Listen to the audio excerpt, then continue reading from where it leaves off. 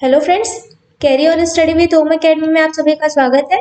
आज है 21 मार्च 2023 और आज इस वीडियो में हम बात करेंगे 21 मार्च से संबंधित महत्वपूर्ण और कुछ नए प्रश्नों के बारे में, जिसमें हम देखेंगे छत्तीसगढ़ राष्ट्रीय और अंतर्राष्ट्रीय से संबंधित महत्वपूर्ण प्रश्नों को। ये प्रश्न जो है आपके परीक्षा के दृष्टि से बहुत ही उपयोगी हो सकते हैं, बहुत ही इंपॉर्टेंट हो सकते हैं, तो सभी प्रश्नों को पूरा देखिएगा, वीडियो को एंड तक देखिएगा और अगर चैनल को आपने सब्सक्राइब नहीं किया है तो चैनल को सब्सक्राइब कर लीजिएगा। तो चलिए कल के क्वेश्चन से स्टार्ट करते हैं। कल का क्वेश्चन है, वैश्विक आतंकवाद सूचकांक 2023 के अनुसार आतंकवाद से सबसे अधिक प्रभावित देश कौन सा रहा है? इसका आंसर है अफगानिस्तान। ठीक है, अफगानिस्तान जो है वैश्विक आतंकवाद सूचकांक के अनुसार भारत को 25 सबसे खराब आतंकवाद प्रभावित देशों में सूचीबद्ध किया गया है। ठीक है, किसे? अफगानिस्तान को। चलिए आज के प्रश्न से स्टार्ट करते हैं। आज का प्रश्न है, हाल ही में 25 मिलियन टन कोयला उत्पादन करने वाली देश की पहली खदान कौन बनी है? इंपॉर्टेंट क्वेश्चन है, इसका आंसर है ग्योरा खदान, याद रखिएगा। विस्तार में बात करते हैं। ग्योरा खदान 50 मिलियन टन कोयला उत्पादन करने वाली देश की पहली खदान बन गई है, जो चालू वित्तीय वर्ष में तय 52 मिलियन टन के लक्ष्य से मात्र 2 मिलियन टन दूर है।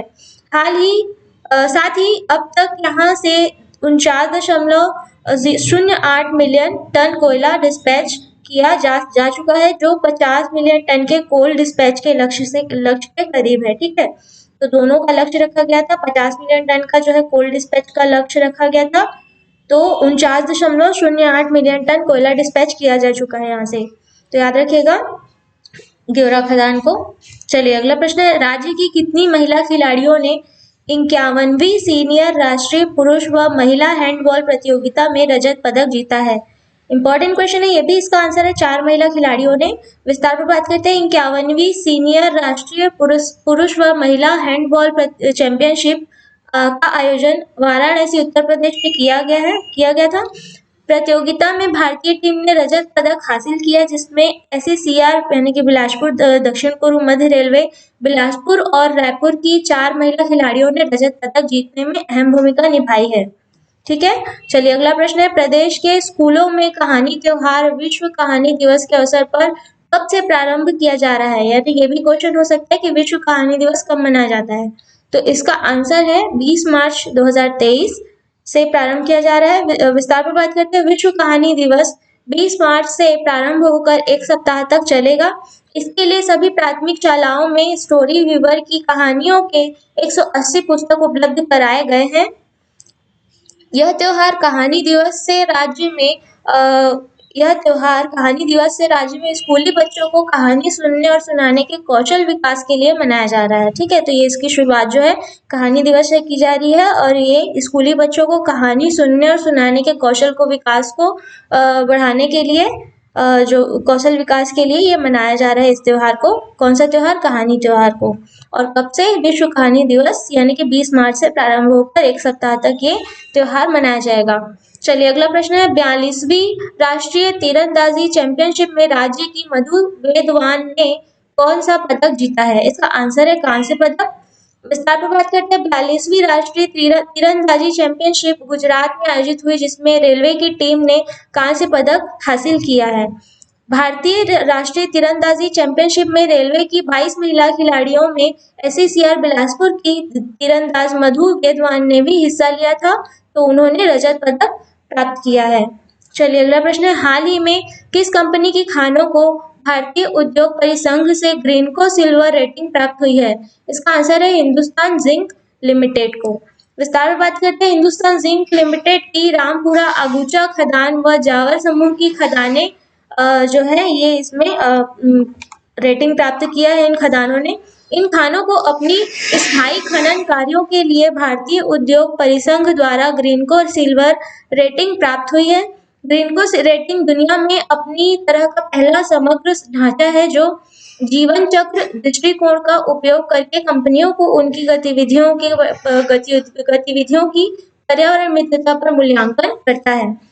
ठीक है, चलिए अगला प्रश्न है, 18 मार्च को नई दिल्ली में ग्लोबल मिलेट सम्मेलन का उद्घाटन किस मंत्री ने किया है? इसका आंसर है नरेंद्र मोदी ने, याद रखिएगा। विस्तार पर बात करते हैं। नई दिल्ली में प्रधानमंत्री नरेंद्र मोदी ने 2 दिवसीय ग्लोबल मिलेट्स यानी इसको कहा जाता है श्री अन्ना सम्मेलन भी कहा जाता है, तो ग्लोबल मिलेट्स और श्री अन्ना सम्मेलन को संबोधित कर उसका उद्घाटन किया है। इस सम्मेलन में विभिन्न देशों के कृषि मंत्री, वैज्ञानिक, पोषण व स्वास्थ्य विशेषज्ञ, स्टार्टअप नेता तथा अन्य हितधारक भाग ले रहे हैं। संयुक्त राष्ट्र महासभा यूएनजीए ने वर्ष 2023 को अंतर्राष्ट्रीय बाजरा वर्ष के रूप में घोषित किया था। चलिए अगला प्रश्न है, किस भारतीय को ताजिकिस्तान में संयुक्त राष्ट्र रेजिमेंट कोऑर्डिनेटर के रूप में नियुक्त किया गया है? इसका आंसर है KR पार्वती। विस्तार पर बात करते हैं। कविलम्दम रामास्वामी पार्वती ने तुर्की और अफगानिस्तान में WFP में प्रमुख भूमिकाओं में काम किया है। संयुक्त राष्ट्र महासचिव एंटोनियो गुटेरस को ताजिकिस्तान में संयुक्त राष्ट्र निवासी समन्वयक के रूप में नियुक्त किया गया है। तो इन दोनों का पद याद रखिएगा, किन्हें किस पद में नियुक्त किया गया है। चलिए अगला प्रश्न है, किस राज्य को मार्च 2023 में पहली बार इलेक्ट्रिक ट्रेन मिली है? इसका आंसर है मेघालय को। विस्तार पर बात करते हैं। पूर्वोत्तर सीमांत रेलवे द्वारा मार्च 2023 में पहली बार मेघालय को इलेक्ट्रिक ट्रेन मिली है। इसके लिए NFR यानी कि पूर्वोत्तर सीमांत रेलवे ने 15 मार्च को दूधनाई मेहंदी पत्थर लाइन सेक्शन और अभयपुरी पंचरत्न डबल लाइन सेक्शन का विद्युतीकरण कर पूरा कर लिया है। चलिए अगला प्रश्न है, हाल ही में किस शहर को विश्व स्वास्थ्य संगठन ने partnership for healthy cities award 2023 से सम्मानित किया है? तो इसका आंसर है बेंगलुरु। इंपॉर्टेंट क्वेश्चन है। हेल्दी सिटीज शिखर सम्मेलन का आयोजन लंदन में हुआ, लंदन इंग्लैंड में हुआ। पहली बार WHO द्वारा इसका आयोजन किया गया है। इसमें दुनिया के 5 शहरों एथेंस, बेंगलुरु, मैक्सिको, मोंटेविडो, वैंकूवर को सम्मानित किया गया है। तो ये 5 शहरों का नाम याद रखिएगा, एथेंस, बेंगलुरु, मैक्सिको, मोंटेविडो और वैंकूवर। तो इसमें से भारतीय जो शहर है हमारा जो बेंगलुरु है, इसे सम्मानित किया गया है। इंपॉर्टेंट क्वेश्चन है। चलिए अगला प्रश्न है, प्रतिवर्ष अंतरराष्ट्रीय स्तर पर विश्व वानिकी दिवस कब मनाया जाता है? इंपॉर्टेंट है, याद रखिएगा डेट, 21 मार्च को मनाया जाता है। इस विस्तार में बात करते हैं इसके वनों का संरक्षण करने व उनके महत्व के प्रति जागरूकता बढ़ाने के उद्देश्य से विश्व वानिकी दिवस 21 मार्च को मनाया जाता है। और इस दिवस पर जो है मुख्यमंत्री भूपेश बघेल जी ने मुख्यमंत्री विश्व संपदा योजना का शुभारंभ भी किया है। ठीक है, आज के दिन, तो याद रखिएगा, इंपॉर्टेंट है ये। 1971 में यूरोपीय कृषि संगठन ने 23वीं आम बैठक में जंगलों को बनाए रखने के लिए इस दिवस की घोषणा की तथा पहली बार इसे 1971 में ही मनाया गया था। इस वर्ष की इसकी थीम जो है वन और स्वास्थ्य है, तो थीम को भी याद रखिएगा। चलिए अगला प्रश्न है, हाल ही में सऊदी अरब ग्रां प्री में पहला स्थान किसने प्राप्त किया है? इसका आंसर है सर्जियो पेरेज ने। विस्तार पर बात करते हैं। रेड बुल के सर्जियो पेरेज ने सीजन की दूसरी ग्रां प्री को 1 घंटे 21 मिनट और 14 सेकंड में पूरा कर जीत लिया है। ठीक है, इस रेस में रेड बुल के ही मैक्स वर्स्टप्पन दूसरे स्थान पर रहे हैं। बहरीन ग्रां प्री में मैक्स ने पहला स्थान पाया था तथा पेरेज ने दूसरा स्थान हासिल किया था। ठीक है, यहाँ इस समय जो है वो उल्टा हो चुका है कि सर्जियो पेरेज ने पहला और मैक्स वर्स्टप्पन ने दूसरा स्थान पाया है। इसके अलावा एस्टन मार्टिन के फर्नांडो अलोंसो दोनों ग्रां प्री में तीसरे स्थान पर रहे हैं। ठीक है, तो ये भी याद रखिएगा। चलिए अगला प्रश्न है, हाल ही में किस ऑस्ट्रेलियाई पूर्व कप्तान ने खेल से संन्यास की घोषणा की है? इसका आंसर है टिम पेन ने। विस्तार पर बात करते हैं। ऑस्ट्रेलियाई टेस्ट क्रिकेट टीम के पूर्व कप्तान टिम पेन ने अपने क्रिकेट करियर से संन्यास का ऐलान किया है। उन्होंने क्वींसलैंड के खिलाफ अपने अंतिम Sheffield shield first class match के बाद यह घोषणा की है। चलिए अगला प्रश्न है, हाल ही में नेपाल के तीसरे उपराष्ट्रपति के रूप में कौन नियुक्त हुए हैं? इंपॉर्टेंट क्वेश्चन है, याद रखिएगा, राम सहाय प्रसाद यादव जी जो है नियुक्त हुए हैं। विस्तार पर बात करते हैं। राम सहाय प्रसाद यादव 17 मार्च 2023 को नेपाल के उपराष्ट्रपति चुने गए हैं। राम सहाय जनता समाजवादी पार्टी के जो है ये लीडर हैं। इन्होंने अष्टलक्ष्मी शाक्य और जनमत पार्टी की ममता झा को हराकर यह चुनाव जीता है और उपराष्ट्रपति बने हैं। चलिए अगला प्रश्न है, हाल ही में सौराष्ट्र तमिल संगम का आयोजन कहाँ किया जा रहा है?